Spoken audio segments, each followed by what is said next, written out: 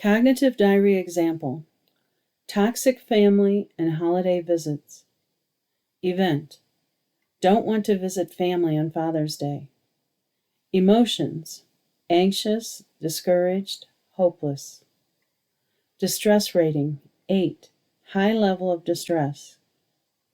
Thoughts: my family is always mean to me. I can't stand going to family events. They put me down and ignore my children. They're probably right about me. I am a loser. My friend says I don't need to go and put up with such treatment. But if I don't go, it will make things even worse. They will talk about me, and my parents will be angry with me. They are my family. I should love and respect them. I should go to keep the peace. It's only one day. I'll just take extra medication and I'll get through it. Can you identify the irrational thinking in this example? There are at least 4 irrational beliefs. How can you change the thinking? What is another way of thinking about the situation that won't cause the feelings of anxiety, discouragement, and hopelessness? Pause here before listening to the answers to consider what cognitive beliefs might be causing the self-talk and how to refute those beliefs. Answer: irrational beliefs. 1. Labeling self. This person has been listening to her family's criticism, blame, and labels of her for so long that she has come to believe them.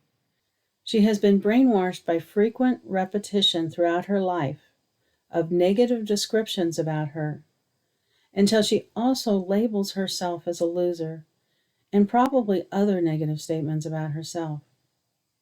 As a result, she believes that she deserves this type of treatment and can't imagine anything else. To manage this situation, this woman needs to change her self-concept. She needs to recognize that her beliefs about herself were instilled in her through toxic parenting. As such, these beliefs are not true. She needs to fight these beliefs with every ounce of her being. 2. Catastrophizing. When her friends suggest that she doesn't go, she catastrophizes that it would get worse. However, when you are already being abused, how much worse can it get? Especially if you refuse to be a party to it. What can her family really do to her? Is anything worth continuing to allow such treatment?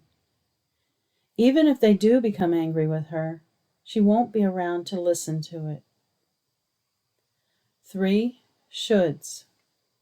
I find it interesting as a therapist that the only time I hear the words, I should love and respect my family, is from people who have dysfunctional families. Love and respect cannot be a should.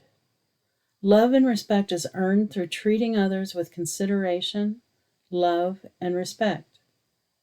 However, dysfunctional families emotionally and sometimes physically beat this concept into their children. You will love and respect me. I am your father or mother. As adults, these individuals believe they should adhere to the family rules and expectations for no other reason than this demand.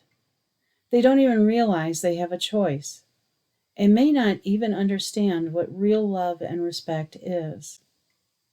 A loving parent respects the child's choices, even if it means sometimes the child may not spend holidays with the family. A toxic parent expects the child will always do what he or she demands. 4. External control. This woman has given up control over her life. She doesn't believe she has a choice, so she uses an external agent, medication, to cope. She sees taking a stand against her parents as making the situation worse, which means she is the bad person. As a result, she doesn't have any choices open to her. Instead, she needs to recognize that she has choices, as her friend pointed out to her. The choices may sometimes be difficult because she needs to go against all the brainwashing from her family throughout her life. But she doesn't need to continue to give up her control to them.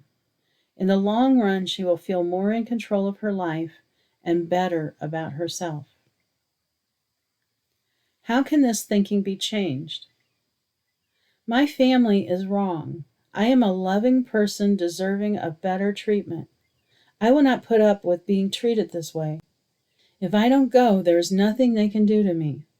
So what if they are angry and talk behind my back? It is better than listening to them put me down and mistreat me.